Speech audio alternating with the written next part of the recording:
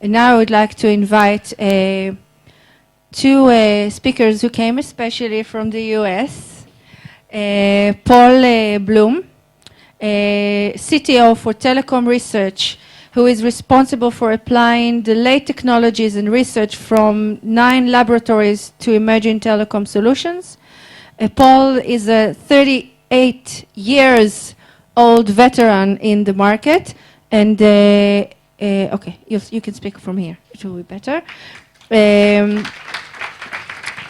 Paul, by the way, is also in charge for identifying telco applications for the Watson deep Q&A technology, who 2 of the team members are Israelis, by the way.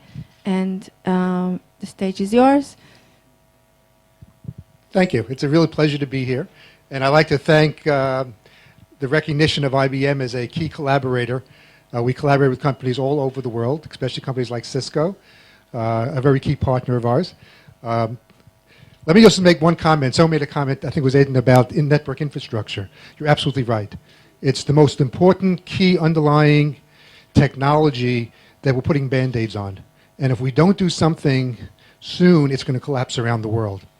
And I think you have a major role to play in this, because the business model that many telecoms around the world are working on is not sustainable.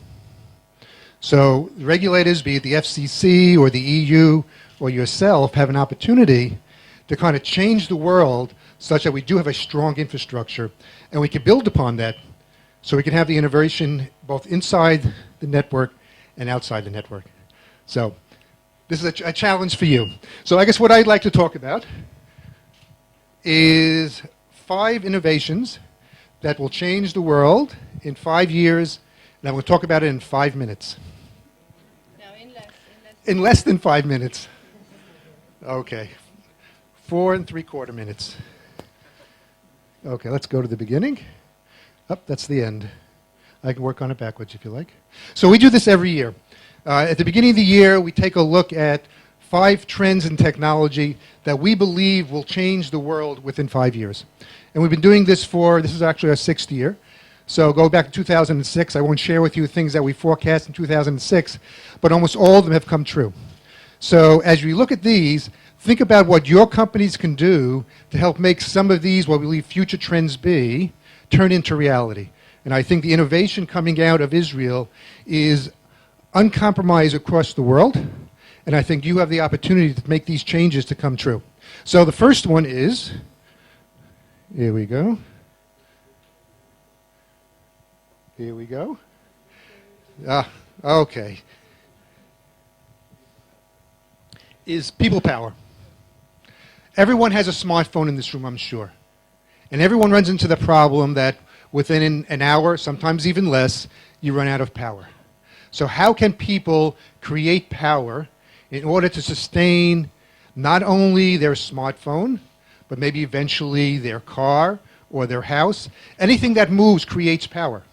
And we're already seeing some devices that you put in your pocket, in the bottom of your shoe, and as you walk around, you're creating power, and you now can charge your phone.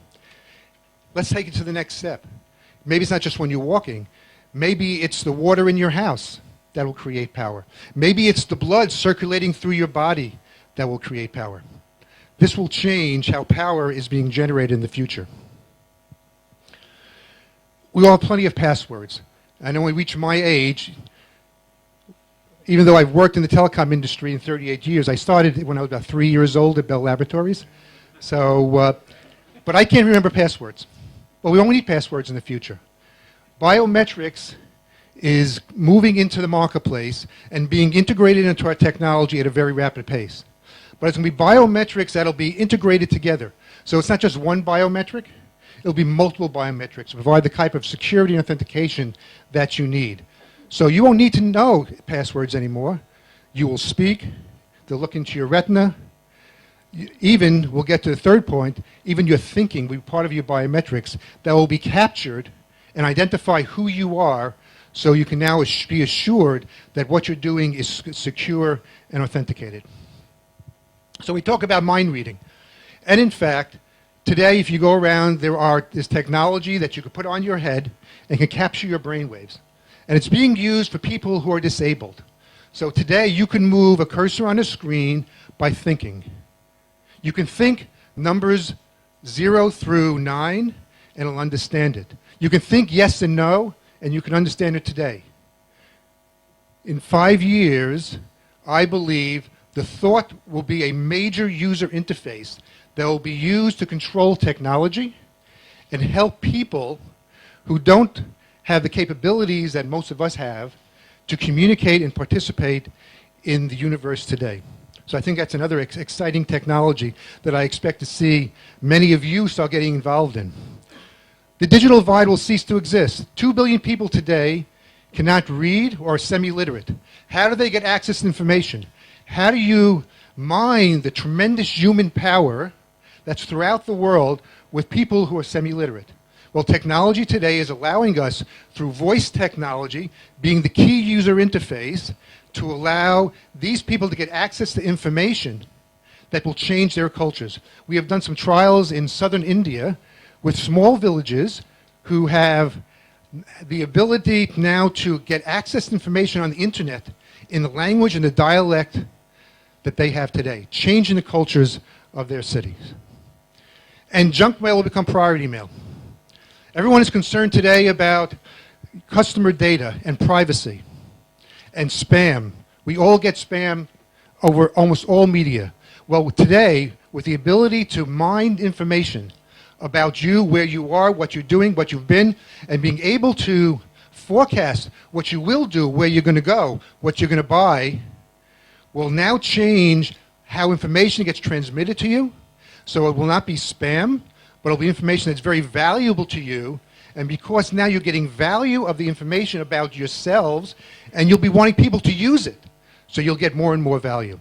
So these are just 5 of the things that will come back in 5 years, and we'll see how many of you have been creating technology that will then change the world and make this a much smarter planet. Thank you very much.